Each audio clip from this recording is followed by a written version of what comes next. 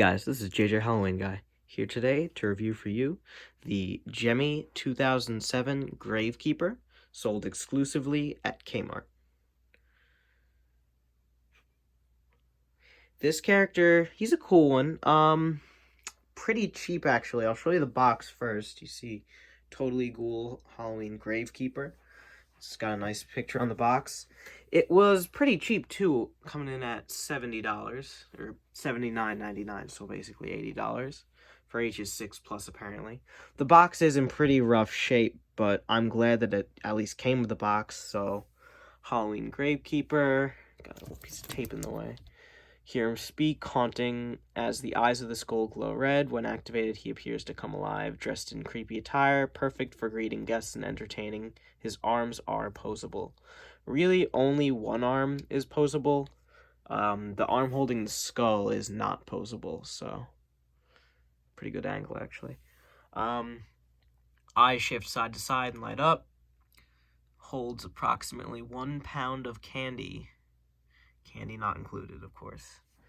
And I believe it's about the same on every side of the box. Yeah, same thing. Oh, actually. Oh, so on here you see again Kmart, $80, made in China. You get a nice stock photo right here, and then you get actually him in the down position as well as when he's fully standing, and it says collapses for easy storage.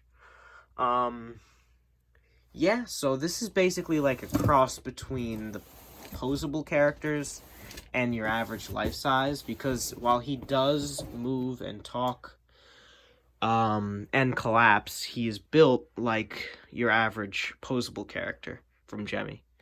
So he's a bit of a cross between the two, and I think the price really reflects that, again, coming in at $80 US.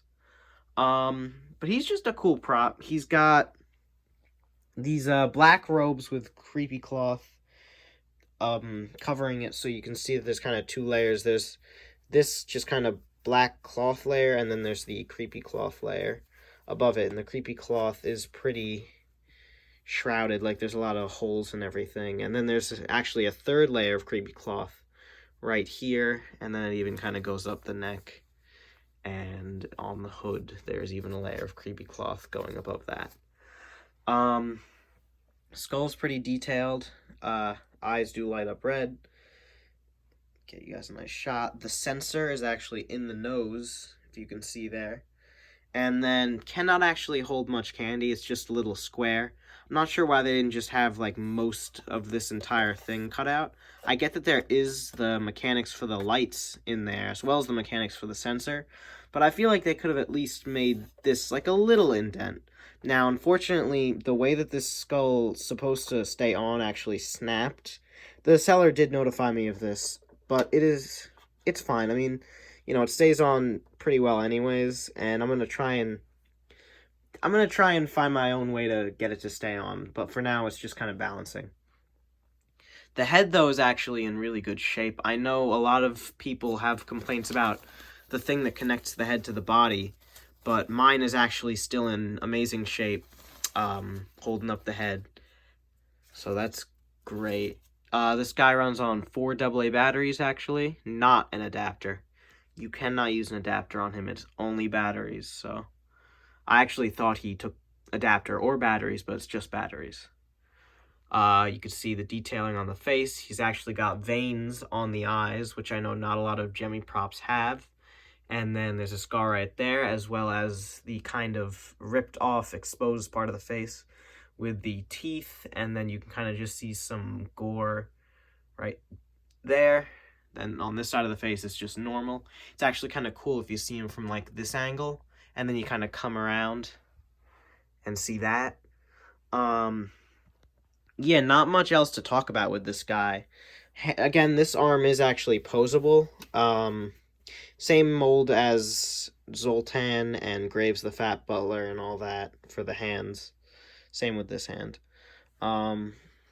Yeah, I'm actually going to come down on the base quickly. There's nothing on the base because all the mechanics are actually in the head. But just to show you, it's just a flat base.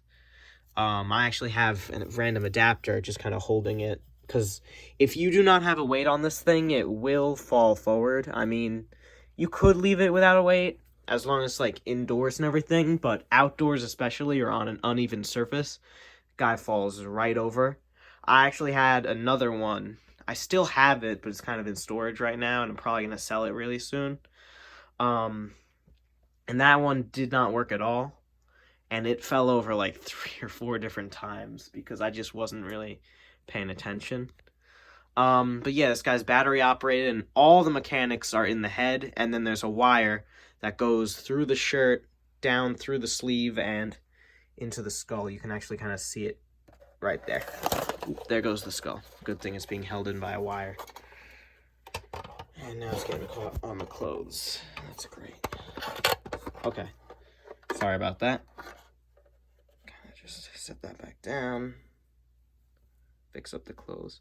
Yeah, so again, it's not really in place, but I am in the works of trying to find my own way of getting it to be in place. But yeah, all the mechanics are in the head, the circuit board's in the head, so I have actually, especially during repair, it was very convenient to just have this guy split the head open and then just work on the head. You didn't need the body for the restoration, you just needed the head, because the circuit board's in there as well as the mechanics I needed to fix. It was pretty simple, just really a split gear in the eyes, so not very hard at all. And then I really didn't need to cut a slit in the back of this guy's head in order to get to the mechanics. I just took the mask off because there's not much. I mean, there's a couple of glue dabs holding it on here and there, but overall you can actually get this guy's head off without cutting a slit. So just to let you know. Anyways, I will turn him on now. If I could get to it, hold on. You gotta feed your hand back there and kind of find the switch. I troll the crypts and graves and care for my grounds. Only the deceased may enter. You are not. That can be arranged.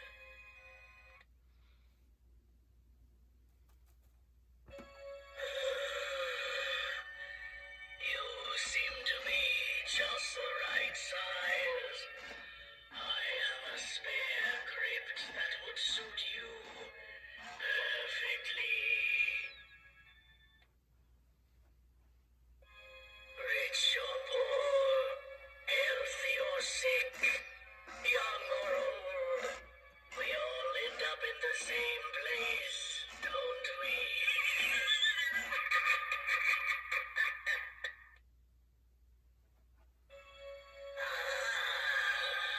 By your appearance, it appears that I'll be seeing you soon, with your name chiseled in stone.